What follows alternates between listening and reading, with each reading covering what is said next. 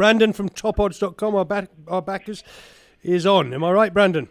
Yes, I know. Hi, Brandon. Mate, it's hard for me to explain as a hackney old football commentator and analyst how excited I am by the title races, and that's where odds, the real tokodds.com, come in. I want to know from you the odds on who's the favourites for the Spanish La Liga, the Premier League in England, and the PSL. Can you tell me?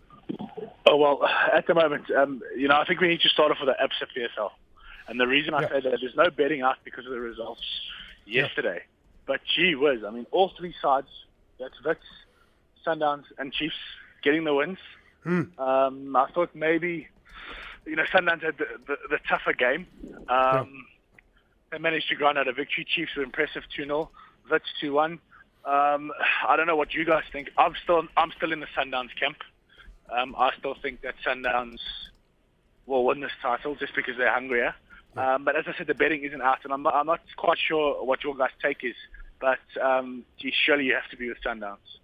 Yeah, no, we just had Mark Fish saying that Sundowns have only got this straightforward, nice and neat 3 games left, whereas Kaiser Chiefs have got 4 games left, plus they've got the CAF Confederations Cup, and they've also got the Nedbank semi-final against Wits. Very much more complicated, travelling up to Ivory Coast. Sundowns have to be favourites. And of course, Wits v Chiefs next Wednesday will be have massive influence on how Kaiser Chiefs do.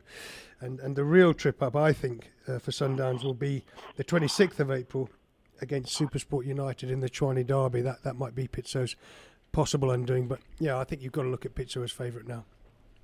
Yeah, most definitely. I like Sundowns when they were 3 points behind. And Chiefs had a game in hand. And, at the end of the day, they just look like they want this title more. It looks like Peter has something to prove.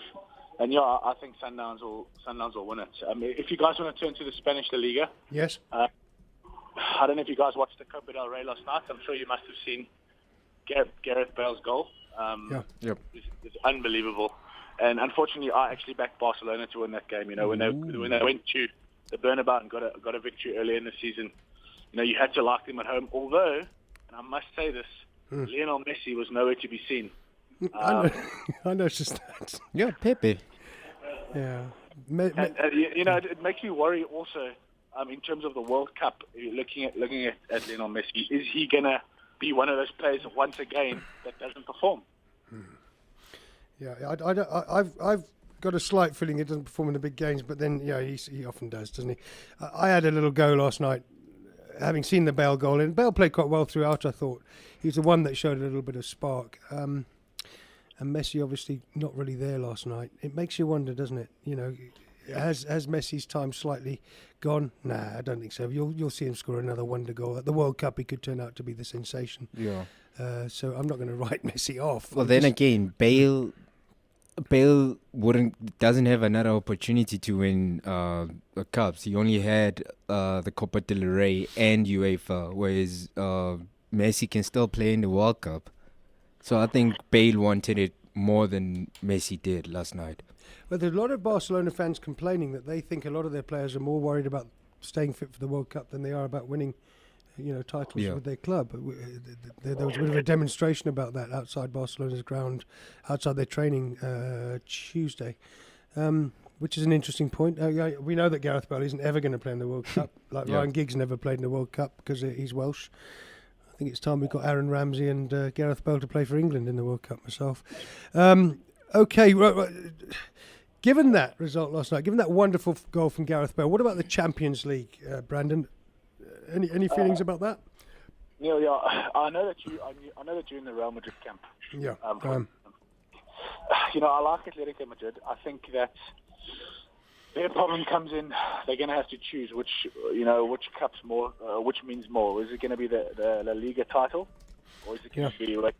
I don't think that they can win both.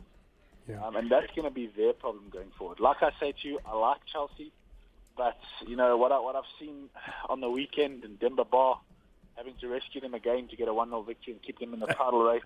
Yeah. That makes me wonder once again.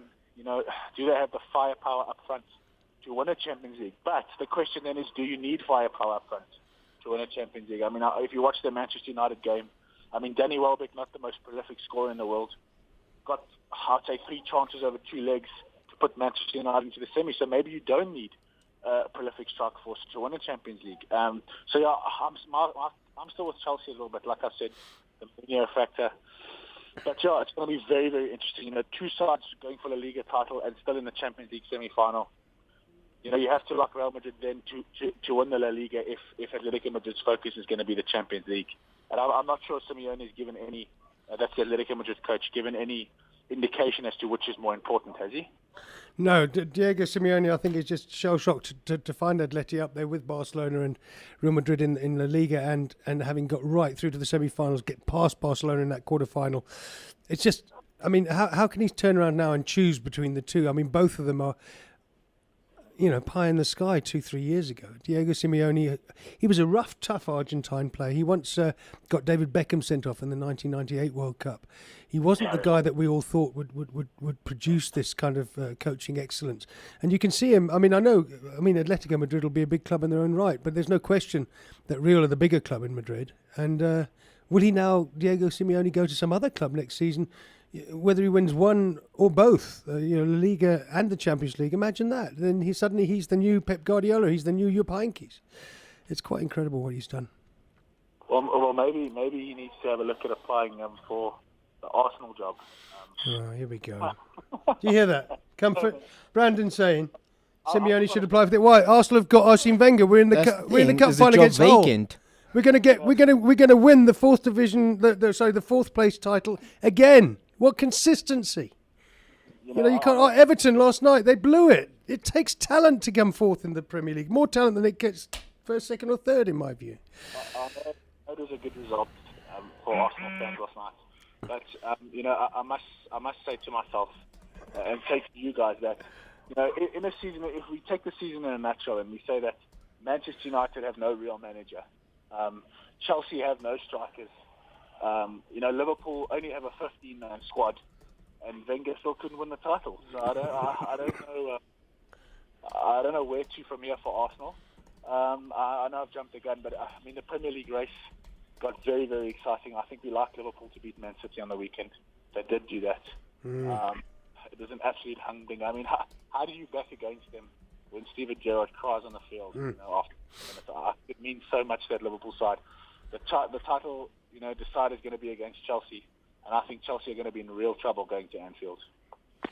Well, that's the big one. That's next week. I mean, this week we've got Chelsea playing Sunderland, who shockingly got that draw last night at Man City. So Saturday we got Chelsea, Sunderland. Sunday we got Norwich, Liverpool. Monday we got Man City, West Brom. If all 3 of them win those 3, which they should really, then you've got the Chelsea at Liverpool the week after. That's massive, isn't it? Yeah, I mean, we need to assume that all those sides are going to win. Although I know City went and drew last night against Sunderland. I think they were 1-7 with Alan Bookmaker and World Sports Betting at the beginning of that game, and they ended up drawing. So there's no sure thing in soccer, and I think last night made that clear. Yeah. I think with Man City, that might just those 2 goals from Connor Wickham might have been the 2 goals that finally put Man City out of the title race, leaving it for the title decider at Anfield in 2 weeks. It's about 10 days' time, isn't it? So I do think that was an unbelievable result for Sunderland, just like it was an unbelievable result for Crystal Palace at Everton. And I think, to me, it proves that the Premier League remains the most unpredictable and most competitive of the leagues. Not the best, but the most exciting to watch, in my view. Most definitely. Neil, I'm just having problems with my connection at the moment. If you guys don't mind on your side, just clicking on Soccer Future. It's a new addition to the Top Odds website. Soccer Future. All our outright markets on the left-hand side. Yeah.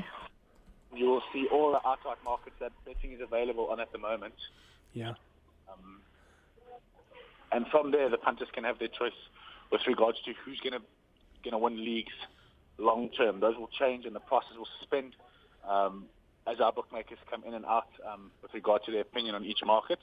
And yeah, it's a new feature that we've just added for the punters to enjoy. Okay, now look, I've got the topods.com website. We're all our listeners and viewers are used to the kind of green menu down the side of www.topods.com. You go into your sport, you click on the bet you want to take. Now, you're saying that there's something new on the top right, is it? That's correct. No. Just under soccer, the soccer future. Oh, sorry, okay. Yeah. Oh, under soccer, yeah, on Yeah. the green menu, you go to soccer, and then underneath that, soccer future, and there you can. Getting it. It's just coming. Yeah, okay. Long-term events. Ooh, so we should have the Outright bettings. Spanish League N-Power Championship. Yeah, the championship's quite interesting. Okay, good. So that's a whole new. That's what your site was down last week for a while, and that's what you were adding to it, was it? Correct. We've added all the outright markets, so the punter now can follow on top odds throughout the season. As the leagues change and the sides, get closer at the top or further away from the bottom, they'll be able to then strike their bet. Yeah, great stuff. Brandon, is there anything else you want to draw our attention to? You normally do kind of grab something out of the ether that's a good long-term bet. What would you say? For a good long-term bet, I think we missed a pass on Liverpool to win the English Premier League. Yeah. I think I still follow Atletico Madrid, although they will be backing themselves in the Champions League. However, am I incorrect in saying that they still have to play Barcelona in the run-up to La Liga? Yes. Yes. I think so. And I think that game is away from home. I think they play at the Nou Camp. So that could also be a massive game for Atletico Madrid. And it just depends how their Champions League ties, their tie against Chelsea goes with regard to injury. I know Diego Costa's out. I'm not sure if he's out for the rest of the season. I've just specifically found a story saying that Diego Costa will be fit for this semi-final against Chelsea.